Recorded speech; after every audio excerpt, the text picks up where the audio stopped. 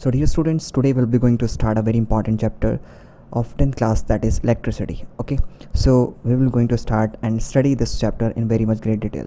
हम लोग को इस चैप्टर को इसलिए ज़्यादा डिटेल में पढ़ना है क्योंकि ये 12th स्टैंडर्ड का बेस है और 12th स्टैंडर्ड में हम लोग को इलेक्ट्रिसिटी और ऑप्टिक्स को बहुत डिटेल में पढ़ना होता है, तो इसलिए आप लोग का बेस जो है बहुत ज़्यादा स्ट्रांग रहे, फाउंडेशन बहुत स्ट्रांग रहे. That's why we are going to study this chapter in great detail. Okay, so first of all introduction about this chapter की विच टॉपिक, कौन कौन से टॉपिक इस चैप्टर में हम लोग पढ़ने जा रहे हैं. तो सबसे पहले है बच्चों that is electric current and electric circuit. कि इलेक्ट्रिक करंट क्या होता है, जैसे rate of flow of electrons, ठीक है, उसको हम लोग इलेक्ट्रिक करंट बोलते हैं. और इलेक्ट्रिक सर्किट्स ये हम इस चैप्टर के अंदर पढ़ेंगे. फिर हम लोग पोटेंशियल डिफरेंस और इलेक्ट्रिक पोटेंशियल के बारे में पढ़ेंगे. मतलब we will going to study कि इलेक्ट्रिक पोटेंशियल क्या होता है, ठीक है, और इलेक्ट्रिक पोटेंशियल डिफरेंस, इसको हम लोग को पढ़ना है.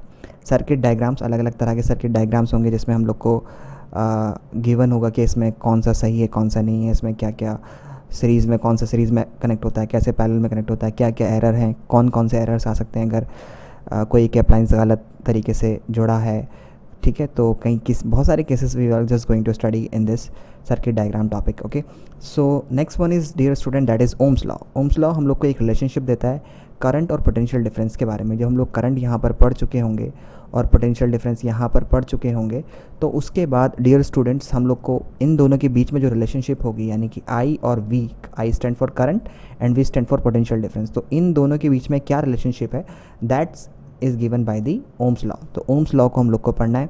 उसके बाद dear students next topic is the factor. क्या क्या फैक्टर होते हैं जो रेजिस्टेंस को अफेक्ट करते हैं, ठीक है. रेजिस्टेंस क्या होता है, रेजिस्टेंस एक तरह का कंडक्टर का नेचर या बिहेवियर है, फेनोमेना समझ लो, जो मना करता है करंट को फ्लो करने से. हम लोग इसको बहुत अच्छे से पढ़ेंगे आगे, ठीक है. तो ये क्या क्या फैक्टर होते हैं, किस किस फैक्टर पर रेजिस्टेंस डिपेंड करता है, जैसे कि अगर मैं बोल सकता हूँ कि एरिया ऑफ वायर पे डिपेंड करता है, ठीक है, लेंथ ऑफ वायर पे डिपेंड करता है. तो that we will going to study this in this chapter. And the next one is, जैसे हम लोग बोलते हैं कि जो सीरीज़ और पैरेलल कॉम्बिनेशन में जो रेजिस्टेंस होती हैं, जैसे कि सीरीज़ में ये रेजिस्टेंस कनेक्टेड है, पैरेलल में ये रेजिस्टेंस कनेक्टेड है, तो ये इनके ऊपर जो न्यूमेरिकल हैं क्या इक्विवेलेंट रेजिस्टेंस बनेगी, that we will going to study in this chapter. Okay, उसके बाद हम लोग को नेक्स्ट पढ़ना है हीटिंग इफेक्ट ऑफ करंट. के करंट का हीटिंग इफेक्ट, यानी कि करंट से हीट जो जनरेट होती है, ठीक है, या हम बोलेंगे कि करंट का गर्मी, मतलब करंट कैसे कैपेबल होता है कोई भी हीट में कन्वर्ट करने में. And the last one we are just going to study is the electric power. Okay dear students, so these are our topics that we are going to study in this chapter and in very much great detail. So please be continue, किसी को भी loose नहीं करना है hope को. कहीं समझ में नहीं आया तो कमेंट सेक्शन में बिल्कुल बताइएगा, ठीक है. और चलिए स्टार्ट करते हैं. So dear students, here is our first question. हमारा पहले ही क्वेश्चन से हम लोग स्टार्ट करते हैं कि सबसे पहले हमारे पास यही सवाल आता है कि इलेक्ट्रिसिटी क्या होती है, what is electricity. So dear students, अगर मैं बात करता हूँ कि इलेक्ट्रिसिटी क्या है, okay, what is electricity, so बहुत सारे बच्चे जवाब देंगे कि इलेक्ट्रिसिटी एक एनर्जी है, ठीक है. हाँ, ये एक एनर्जी है, हम कह सकते हैं एक फॉर्म ऑफ एनर्जी है जो कि generated, which is generated by the flow of charge, जो चार्ज के फ्लो होने से जनरेट करती है, ठीक है. तो हम बोलेंगे एक इलेक्ट्रिसिटी क्या है, इट इज़ अ, ठीक है, इलेक्ट्रिसिटी क्या है, एक फॉर्म ऑफ एनर्जी है. It is a form of energy जो कि जनरेटेड होती है, यानी जो प्रोड्यूस होती है जब इलेक्ट्रॉन किसी भी कंडक्टर में फ्लो करते हैं. अब ये बहुत इम्पॉर्टेंट सवाल है, ठीक है, कि इलेक्ट्रॉन्स तो हमेशा ही कंडक्टर के अंदर होते हैं, ठीक है, और वो फ्लो भी करते रहते हैं, लेकिन ऐसा क्या है, ऐसा इलेक्ट्रॉन्स, मतलब हम बोलेंगे कि किस तरह का फ़्लो इलेक्ट्रॉन का इलेक्ट्रिसिटी प्रोड्यूस करने पे हेल्प करता है. यानी कि हमेशा कंडक्टर के अंदर इलेक्ट्रॉन्स होते ही हैं, कभी ऐसा नहीं होगा कि लाइट नहीं आ रही तो इलेक्ट्रॉन्स कंडक्टर ख़त्म हो जाएंगे. लेकिन ऐसा क्या करते हैं हम लोग जिसकी वजह से इलेक्ट्रिसिटी प्रोड्यूस होने लग जाती है किसी भी कंडक्टर के अंदर, यानी पास होने लग जाती है. So that will be going to study, ठीक है. तो सबसे पहले इलेक्ट्रिसिटी किसने डिस्कवर की थी, तो इलेक्ट्रिसिटी वॉज डिस्कवर्ड, अलग अलग साइंटिस्ट थे इसके अंदर जिन्होंने अलग अलग तरह से कहा, लेकिन बेंजामिन फ्रैंकलिन का नाम बहुत आता है इसके अंदर. कि 1972 के अंदर बेंजामिन फ्रैंकलिन ने एक काइट एक्सपेरिमेंट किया था. उन्होंने जो है एक रस्सी, मतलब एक काइट उड़ाई थी, ठीक है, और यही वो काइट एक्सपेरिमेंट है जो आपको बैकग्राउंड में दिख रहा है, ठीक है. तो उन्होंने एक काइट एक्सपेरिमेंट किया था और उस काइट एक्सपेरिमेंट में उनको हेल्प किया था रिलेशनशिप बिटवीन लाइटनिंग और इलेक्ट्रिसिटी. मतलब उन्होंने एक तरह से इलेक्ट्रिसिटी को डिस्कवर नहीं किया था, लेकिन उन्होंने इससे ये पता लगा लिया था कि जो लाइटनिंग होती है, क्योंकि पहले ये मानते थे कि जब बादल या लाइटनिंग होती थी तो लाइटनिंग में ये मान लेते थे कि कोई ना कोई जो मतलब सुपर पावर्स हैं, गॉड है, ठीक है, तो उनका कोई गुस्सा वगैरह है जिसकी वजह से ऐसा कुछ हो रहा है, ठीक है।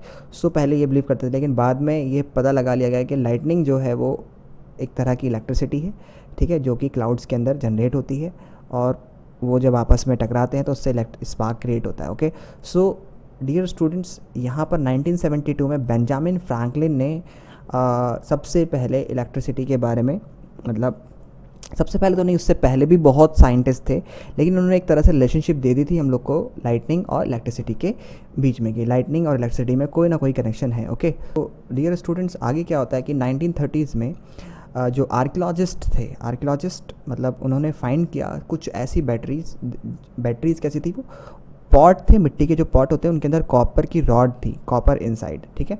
और कहाँ से ये इन्होंने पता लगाई थी, जो ये आर्कियोलॉजिस्ट रोमन और पर्शियन, जो बगदाद है आज के ज़माने में, वहाँ से इन बैटरीज़ का पता मतलब उनको मिली है। तो बैटरीज़ पहले से मिल चुकी हैं, इसका मतलब इलेक्ट्रिसिटी पहले डिस्कवर्ड हो चुकी थी। उसके बाद लगभग अब से मैं बोलूँ तो अब से 2600 साल पहले करीब, ठीक है। सो 2006 ईयर्स पहले, ठीक है, अगर हम बात करते हैं तो एंशियंट ग्रीक ने डिस्कवर्ड की थी अट्रैक्शन बिटवीन दी अंबर मतलब जो अम्बरनाइट रॉड होती है और एनिमल फर के बीच में, मतलब अंबर की रॉड होती है, ठीक है, और उसके बीच में मतलब अट्रैक्शन को पता गया था, तो ग्रीक डिस्कवर द, तो इस तरह से ग्रीक्स ने जो है वो स्टैटिक इलेक्ट्रिसिटी को डिस्कवर किया था। Electricity are of two types, we are just going to study this one. एक होती है स्टैटिक इलेक्ट्रिसिटी, एक होती है करंट इलेक्ट्रिसिटी। तो हम लोग को सिलेबस में जो है वो करंट इलेक्ट्रिसिटी है, and that we will be going to study in great detail. Okay, so I hope you understood कि सबसे पहले इलेक्ट्रिसिटी कैसे डिस्कवर्ड हुई थी। तो हम लोग को सबसे पहले ये मिसकंसेप्शन होता है कि बेंजामिन फ्रैंकलिन ने जो है इलेक्ट्रिसिटी को डिस्कवर किया था, बल्कि बेंजामिन फ्रैंकलिन ने इलेक्ट्रिसिटी को डिस्कवर नहीं किया था, बल्कि उन्होंने जो है लाइटनिंग होती है उसके और इलेक्ट्रिसिटी के बीच में एक रिलेशनशिप दी थी, कि लाइटनिंग्स में जो होती है वो इलेक्ट्रिसिटी होती है वो। अब आगे डियर स्टूडेंट्स, इलेक्ट्रिसिटी को हम लोगों ने जो है वो दो पार्ट में डिवाइड किया है, एक होता है स्टैटिक इलेक्ट्रिसिटी और एक होता है current electricity. We have divided the static electricity. Static electricity कौन सी होती है, जो कुछ देर के लिए होती है और उसके बाद वो ख़त्म हो जाती है। जैसे सपोज़ करो डियर स्टूडेंट्स, यहाँ पर ये कोई एक ग्लास है या कोई एक सब्सटेंस है जिसके अंदर पॉजिटिव और नेगेटिव चार्जेस जो हैं वो इक्विवेलेंट मतलब मर्ज हुए में हैं, ठीक है, तो इसमें कोई स्टैटिक इलेक्ट्रिसिटी नहीं है। लेकिन अगर हम लोग कुछ इस तरह से इसको ऐसे करेंगे जिसकी वजह से इसके पॉजिटिव चार्जेस एक तरफ हो जाए और नेगेटिव चार्जेस एक तरफ हो जाएं, तो उसकी वजह से इस पर एक पॉजिटिव एंड डेवलप हो जाएगा एक साइड में, और दूसरी साइड में जो है वो नेगेटिव एंड डेवलप हो जाएगा। तो इस तरह के सब्सटेंसेज या इस तरह के पॉट्स या इस तरह के जो भी हमारे पास डिवाइसेस होते हैं, उसके अंदर हम इस तरह से जो इलेक्ट्रिसिटी जनरेट होती है उसको हम लोग स्टैटिक इलेक्ट्रिसिटी कहते हैं। ओके, और ये कैसे हो सकता है, देखो अगर मैं इसके पास कोई ऐसी रॉड लेके आता हूँ जो, या कोई ऐसी सब्सटेंस लेके आता हूँ जिसके पास इसमें पॉजिटिव या पॉजिटिव चार्जेस हों, ठीक है, नेगेटिव, तो उस कंडीशन में क्या होगा कि इसके पॉजिटिव जो है इसके नेगेटिव वाले को अट्रैक्ट करना शुरू कर देंगे, तो पॉजिटिव एक तरफ आ जाए, नेगेटिव एक तरफ आने शुरू हो जाएंगे और पॉजिटिव दूसरी तरफ चले जाएंगे। तो इस तरह से अगर हम बात करते हैं तो इस तरह से डेवलप होती है static electricity. Okay, so let's move further. Now this is in our 10th standard syllabus में हमारे है, दैट इज़ करंट इलेक्ट्रिसिटी। ये हम लोग को पढ़ना है डिटेल में। तो करंट इलेक्ट्रिसिटी को हम लोगों ने दो पार्ट में डिवाइड किया है, एक होता है हमारे पास डायरेक्ट करंट डीसी, और दूसरा हमारे पास होता है एसी करंट यानी अल्टरनेट करंट, ठीक है। सो ये हमारे पास करंट इलेक्ट्रिसिटी है। करंट इलेक्ट्रिसिटी के दो types, one is the direct current and another one is the alternating current. So इसमें भी मैं आपको बता देता हूँ शॉर्ट में कि डायरेक्ट करंट में जो होता है वो एक्चुअल फ्लो होता है इलेक्ट्रॉन का, यानी कि जो कंडक्टर होगा उसके अंदर इलेक्ट्रॉन जो है वो एक टर्मिनल से दूसरे टर्मिनल जाएंगे, ये इलेक्ट्रॉन जो है एक टर्मिनल से दूसरे टर्मिनल जाता है, एक्चुअल फ्लो होता है इलेक्ट्रॉन का। जबकि अल्टरनेटिंग करंट में क्या होता है कि अपनी मेन पोजीशन पर इलेक्ट्रॉन वाइब्रेट करता है, मतलब अपनी मेन पोजीशन पर इलेक्ट्रॉन जो है वो वाइब्रेट करता है। सो ये अल्टरनेटिंग और डीसी करंट में इलेक्ट्रॉन का फ्लो होने का डिफरेंस है। डीसी करंट में ऐसे चलता है जैसे मतलब कि पानी बह रहा हो किसी पाइप के अंदर, ठीक है, तो इलेक्ट्रॉन्स भी इसी तरह से कंडक्टर के अंदर फ्लो करते हैं, ठीक है। और अल्टरनेटिंग करंट में जो है वो एक ही जगह रहते हैं और वाइब्रेट करते हैं, they are not flowing, actually they are vibrating about their mean position, और जो वाइब्रेशन होती है वो ट्रैवल करती है एक जगह से दूसरी जगह। तो इसको आप ऐसे समझ सकते हो कि जैसे कि आपने एक साइकिल स्टैंड से जहाँ पर बहुत सारी साइकिल खड़ी हुई हैं, ठीक है, तो अगर आपने एक साइकिल गिरा दी तो ये गिरते गिरते दूसरे वाले पे गिरेगी, फिर ये वाली इस पर, फिर ये वाली इस पर, फिर इस पर, और ऐसे पूरे साइकिल के स्टैंड्स जो हैं वो साइकिल के, लेकिन एक्चुअल में जो साइकिल गिरी थी वो यहीं की यहीं है। तो एक्चुअल में क्या होता है कि इसके अंदर वाइब्रेशन ट्रैवल करती है इलेक्ट्रॉन्स की, यानी एक इलेक्ट्रॉन इसको हिट करेगा, फिर वो उसको हिट करेगा, फिर वो उसको हिट करेगा, तो इस तरह से हिट करने से जो वाइब्रेशन होती है वो उसको हम लोग अल्टरनेट करंट बोलते हैं। तो let's study this to topics in very much great detail.